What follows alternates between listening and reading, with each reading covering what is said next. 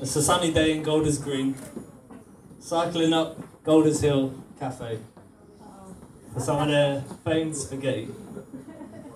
Me about 6, Arden 10. We ride to the top of a steep hill, and being a smart one, Arden dares me to go down first.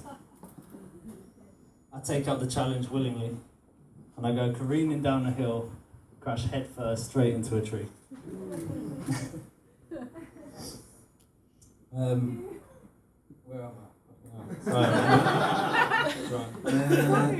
When Mum rushes over and picks me up, I look over her shoulder to see my older sister burst into tears. I realise 2 things at this moment. The first, I realise my injuries must have been pretty bad. But the second, I realise that my sister actually really cared for me.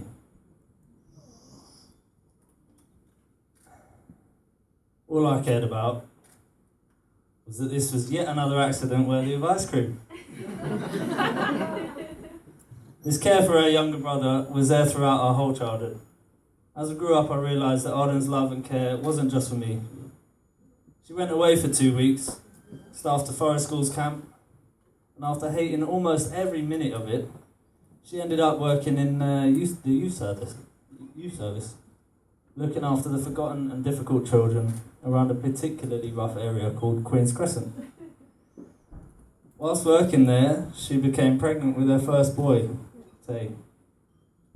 And unlike a biblical story, she didn't do this by herself.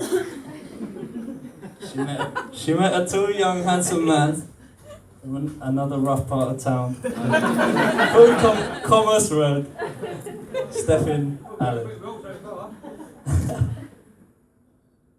Something about Alan which I think might have caught my sister's eye, other than his rugged good looks and his cheeky grin, was the fact that he also had always been a carer, with 2 younger twin brothers, Carl and Lee, who find it almost all too easy to get into some trouble. Alan has always been a protector and a provider for his family and his loved ones. So when news came of my sister being pregnant, I already knew that the children that these 2 had would be exceptionally well loved, protected and cared for. Skip forward a couple years to the news of a second boy, Riley. With Alan putting bread on the table, driving long distance, Arden decided things needed changing. So whilst paying the rent for a place that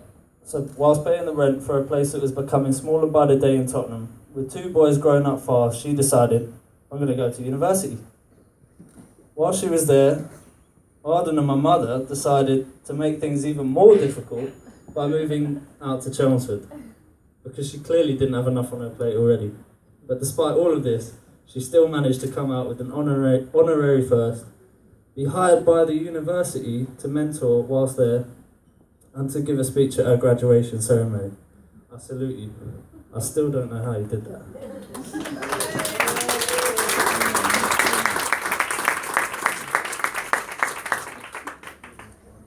Whilst doing this, Alan was simultaneously grafting away to work to keep the money coming in, at the same time busy literally building the house that they now live in today.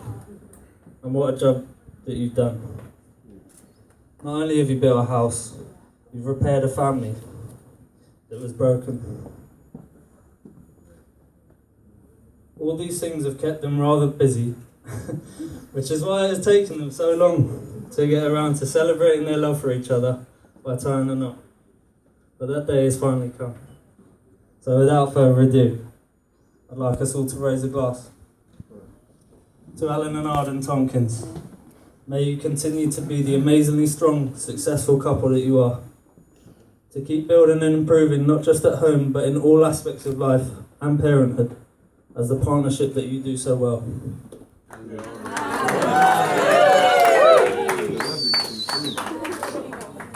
Quick cheers to Ellis.